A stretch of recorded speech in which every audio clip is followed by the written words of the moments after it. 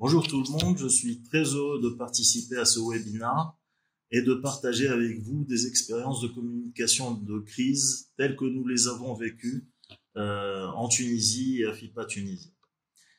Tout d'abord, et comme on me l'a demandé, quelques mots sur mon parcours professionnel. Je m'appelle donc Zied Lahbib.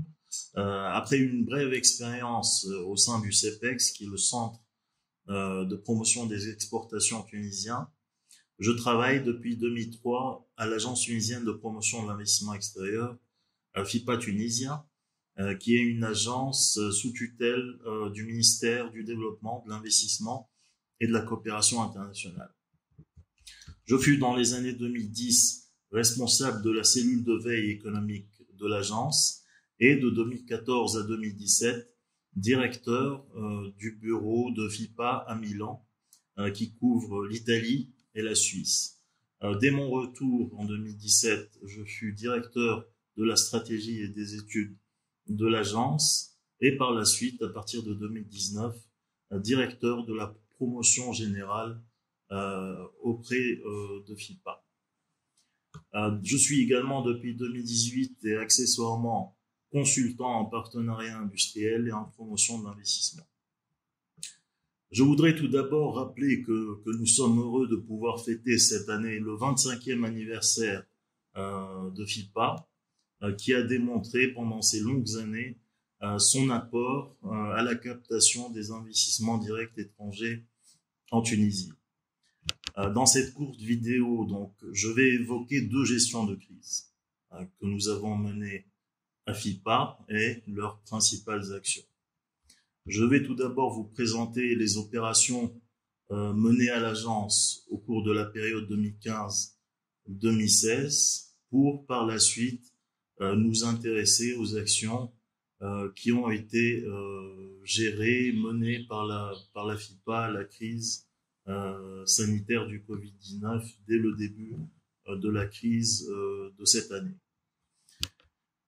Tout d'abord, et comme vous le savez, la période 2015-2016 a été marquée par nombre d'attaques de groupes extrémistes, notamment en Europe, Asie et Afrique. La Tunisie n'a pas été épargnée et a enregistré pas moins de 3 attaques sur son sol, qui ont quelque peu terni l'image du site tunisien d'investissement.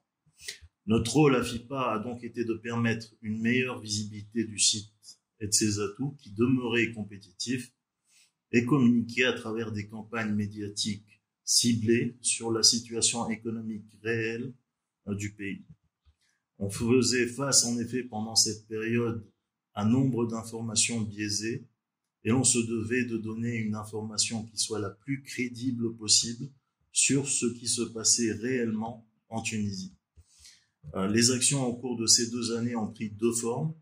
Tout d'abord, une campagne médiatique portée principalement par nos bureaux de représentation au plus près de nos principaux partenaires économiques, à savoir la France, l'Italie et l'Allemagne.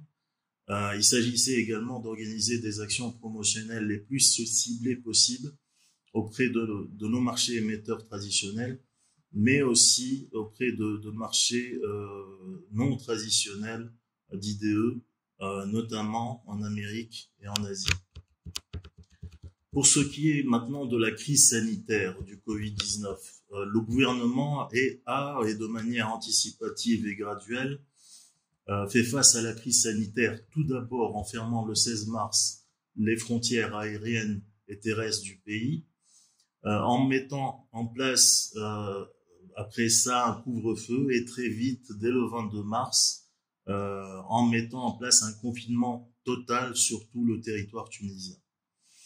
En parallèle à ces mesures et afin d'atténuer les répercussions négatives que pouvait avoir la baisse, voire l'arrêt des activités des entreprises, le gouvernement a mis en place le 23 mars des mesures financières, fiscales et sociales ciblées pour permettre d'endiguer les effets de la pandémie.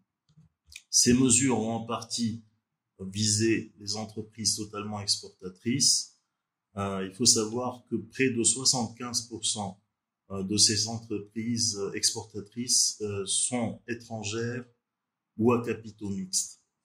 Au niveau de FIPA et dès la mise en place du couvre-feu, nous avons créé une cellule de crise qui, lors du confinement et pendant la période actuelle, travaille au plus près des entreprises étrangères.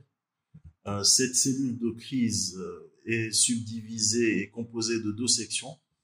La première est en contact direct avec les opérateurs étrangers, alors que la seconde s'occupe plus de la communication, notamment celle ayant trait à des actualisations sur les mesures économiques, mais aussi sanitaires, et de la communication interne au sein de l'agence, avec la mise en place d'une foire aux questions, avec la mise en place d'une boîte à outils à l'usage des cadres de FIPA, et la modération également des groupes WhatsApp qui ont été mis en place dans cette cellule. 500 opérateurs étrangers ont été contactés par la cellule en vue de sécuriser d'abord la reprise de leurs activités et également de sécuriser leurs exportations. Nous avons enregistré un taux de réalisation des requêtes et de doléances des opérateurs de plus de 96%, ce qui montre l'impact positif qu'a eu cette cellule au cours de la période du confinement et actuellement. Parce que nous croyons que la meilleure promotion qui peut être faite est actuellement la rétention et le support des entreprises étrangères qui sont les meilleurs ambassadeurs du site tunisien d'investissement au cours de cette période. Ce qui a été plus que positif au courant de cette crise sanitaire, ça a été le formidable élan d'initiative et d'innovation de la part de la jeunesse et des startups tunisiennes. Élan qui a été d'ailleurs salué par nombreux articles à l'international. Je citerai des articles online sur les sites de CNN, de la BBC, ainsi que sur des journaux francophones. Ce qu'il y a de positif, c'est également la bonne gestion de la crise par les autorités, qui a fait que la Tunisie soit classée aujourd'hui parmi les Covid-safe countries de la Méditerranée, les premiers pays Covid-safe du pourtour méditerranéen. La raison, c'est qu'on a déploré que 50 décès sur 11 millions et demi d'habitants. Ce sont 50 décès de trop, mais comparativement aux pays de la région et à nos principaux partenaires économiques, ça montre la bonne gestion de la crise au courant de cette période complexe. Enfin, je voudrais terminer en disant que le Covid-19 recèle de grandes opportunités pour la Tunisie en matière d'attraction de nouveaux investissements étrangers, de part, premièrement, de sa position géographique, qui faciliterait le nearshoring et qui faciliterait un positionnement du site à travers une nouvelle reconfiguration des chaînes de valeur mondiales, mais également du fait de ses ressources humaines. Nous sommes très optimistes quant à la captation de nouveaux flux d'idées au cours des prochains mois. C'est à nous maintenant de nous donner les moyens de nos ambitions dans la période qui vient en matière d'attraction de nouveaux investissements, surtout ceux ayant trait à nos atouts compétitifs sectoriels, que ce soit dans les industries qui deviennent de plus en plus stratégiques, comme l'industrie de la santé et les industries agroalimentaires, mais également dans les industries mécaniques, électriques et électroniques, de même dans le numérique, et également dans les industries beaucoup plus traditionnelles pour la Tunisie, comme le secteur textile et également le secteur textile technique.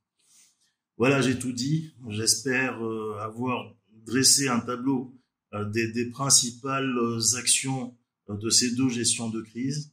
Et maintenant, je suis ouvert à vos questions, à répondre à vos questions.